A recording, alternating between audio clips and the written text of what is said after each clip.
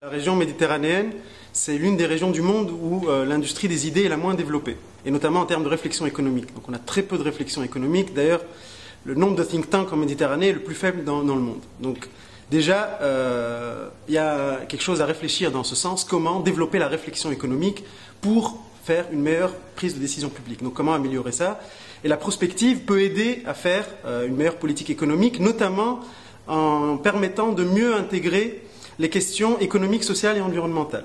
Donc chaque problème qu'on a, par exemple l'emploi des jeunes, par exemple la faiblesse de la couverture sociale, les problèmes d'aménagement du territoire, la faiblesse des ressources naturelles et qui va s'aggraver avec le changement climatique, toutes ces questions-là, pour les aborder, il faut les aborder avec cette approche intégrée. Donc le fait de faire une prospective permet de connaître comment vont évoluer les différents paramètres en fonction des différentes politiques prises et choisies. Et par exemple, si on prend l'intégration Euromed sur les questions des services, si on fait des avancées sur les questions des services, ça peut entraîner une variation sur la question de la migration.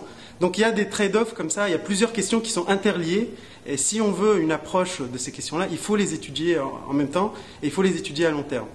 Et l'avantage de faire une prospective commune, c'est que déjà sur les questions transversales, donc qui lient tout le monde, comme la question de l'environnement ou la sécurité ou d'autres, on peut les étudier ensemble, mais aussi, on peut aussi apprendre les uns des autres. Les différents pays ont des expériences différentes, donc ils peuvent apprendre, parce que certains sont en avance sur d'autres. On peut apprendre des succès, mais aussi des échecs des autres, que ce soit entre les pays du Sud ou les pays du Sud par rapport au Nord.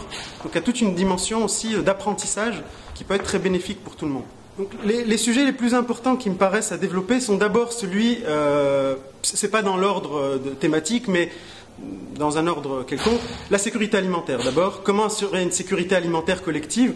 On l'a vu avec la crise alimentaire de 2007-2008, que dans certains cas, les pays ne trouvaient plus d'approvisionnement sur les marchés internationaux de céréales. Donc comment assurer une sécurité alimentaire pour tous? Donc ça, c'est l'une des premières questions, réfléchir à ça. La sécurité énergétique pour tous, et ça intéresse peut-être encore plus le Nord que le Sud, donc c'est pas toujours, ça peut être des fois plus bénéfique pour le Nord ou plus pour le Sud.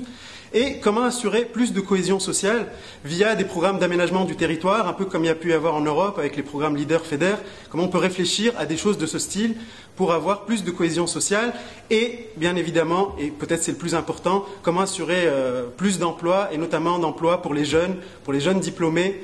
Ces jeunes diplômés qui risquent d'être découragés et il y a un risque que les familles investissent moins dans l'éducation s'il y a un chômage des jeunes diplômés qui augmente.